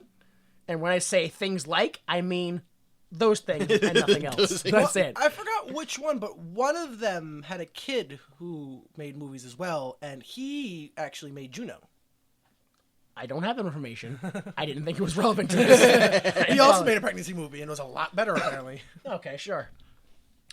The director, I have Ivan Reitman, was the director that Arnold Schwarzenegger made direct this film, because originally the director was Brian Levant, but he was like, I'm not doing this shit unless Ivan Reitman in it, which is fine, because Brian Levant, did things like Beethoven, the dog movie, the Flintstones movie, and also he was the writer of Puchinski, which we cannot escape. That is like a black spot on Hollywood, dude. Holy crap. But instead they wanted Ivan Reitman, who at the time directed things like Meatballs, Stripes, Ghostbusters, Twins, Ghostbusters 2, Kindergarten Cop, Arnold again. and then Junior. So you can see it was kind of slowly going downhill there. down. Yeah, I Starting forget with- what else. He did some other movies after this, but they weren't very good. He signed on to do Triplets whenever they do that, because they are going to do a twin sequel eventually. They have been talking about that in Hollywood. Is Like still? Yeah, they're gonna. so- It's with a black guy, right? I think It's the third so, one. yeah, That's I how they're believe- gonna do I think- yeah. Yeah, that's what I thought. Yeah. So yeah, it's got to be Reitman's fault. It's got to be Schwarzenegger's fault, because he demanded Reitman direct a film that he was already attached to. Like, he's like, I'm doing this film and he's with me, or no one gets paid. So like, it's definitely Schwarzenegger's fault. Yeah. I read, did not write down, and will not look up again. Apparently he got nominated for a Golden Globe for this film. No, Nominated. no, No, you're I saying also this is saw that fake news. fake. No, there's no Roger way. Ebert gave this like 3 out of 4 stars. Yeah, he was like, I read that too. He was like, it's not a very good movie, but it is right up Schwarzenegger's alley, and he acts very well. Like I feel like everybody watched this film and went, look, this film's so shit, we're just going to talk about how good Arnold's acting is in it. Because, I mean, Arnold didn't act bad in this film at all. It was really good. I always like Arnold's work. His acting was phenomenal. But, like, literally, everyone watched this film and went, well, but Arnold was fine in it. I don't understand why you don't like the film. Arnold was in it, and he was good. So pointless, the whole movie. Yeah. It was a wreck. All right, so that was Junior. Woof. Please join us next time, along with Marissa Coughlan, Rip Torn, and Tom Green, for the 2001, what Google claims is a thriller action film, Freddy Got Fingered. That will be our 100th episode. Freddy Got Fingered. Wow. The only film I have ever watched and have definitely realized was not a film. It was not a film. It was not even a collection of thoughts. It was just actions filmed. Was this... Because I know of one Tom Green... I mean, I know this because the Daddy, would you like some sausage? Yeah. I know of that. And then there's another Tom Green movie, or maybe it's this one. Yeah. Where it's Jason Lee, or is that a different one? No, that's Stealing Harvard. Oh. yeah. Okay. Yeah, that's they try to rob a bank so that Jason Lee's niece Can go to Harvard. I also think there's some weird sub-story in there where his wife cries during sex and nobody, and she just doesn't acknowledge it. Like, it was a really weird sub-story that they put in there and never went anywhere. I forgot. I do remember what you're talking about. Right, like the wife was the lady from, Knocked Up or something like that, or maybe not. But it was one of those. Anyway, doesn't matter. So please join us next time for Freddy Got Fingered. 100. Episode 100. You can go to www.ymt.com for all things Why Would You Make This, including episodes that you can download for free if you do not like using iTunes or Google+. You can also find links, again, to this website on that to this podcast on that website, as well as links to our YouTube, which contain other comedy stylings. J Delta, what's going on at Victory Pro Wrestling? Victory Pro Wrestling returns live on June 23rd, but, by the time you hear this, you'll probably be more worried about July 21st. Either way, I will be there, live and in person. Yes. Center East, Long Island, New York. There you go. Doing things, weird things, fun things. And you can follow me at DJ Delta on Twitter. There you go. WYMT is also on social media, on Facebook, Twitter, and Tumblr, all by searching at WWYMT. If you would like to talk to me, Jimmy Time, you could find me at Time Commander on Twitter and Instagram. Do not, am I correct in my assumption? Do not try to contact Skylar on the internet. Ever. Moving on. The intro music is, of course, Falling Off Your Love by Kill Paris. The outro music will, of course, be the Junior song. Whatever the hell we come up with. So for Skylar and J Delta, I am Jimmy Time. Please remember that without the mistakes of others, we'd be forced to endure the pain of failure ourselves. Support the arts. Junior song. Yeah. Junior. Getting pregnant. Junior. Oh, man, I like that. The montage song at the end. What was the montage song? I don't know how it was like, look, you got pregnant again. Look, you're not even a woman. You're an Austrian athlete. Yeah. All right. Yeah. Yeah. Your drug works on monkeys. Yeah. I guess you're kind of a monkey. Yeah. 'Cause humans evolved from monkeys, yeah! And now you're pregnant. With a monkey, yeah. Why didn't the film go in that direction? Oh my god, it's not a human, it's a monkey! When I first watched it and he just grabbed a random vial, I was like, uh-oh, what is it gonna be? Yeah, what species? A lizard? A dinosaur? It's gonna be a dog? Yeah, you're pregnant with a dinosaur. Yeah, you're pregnant with a hippopotamus. You're pregnant with some new cross amalgamation of dogs and cats. Junior, yeah. Deke. The preceding recording is for entertainment purposes only, and the views expressed in this podcast do not necessarily represent the views of Why Would You Make This, its owners, employees, or associates.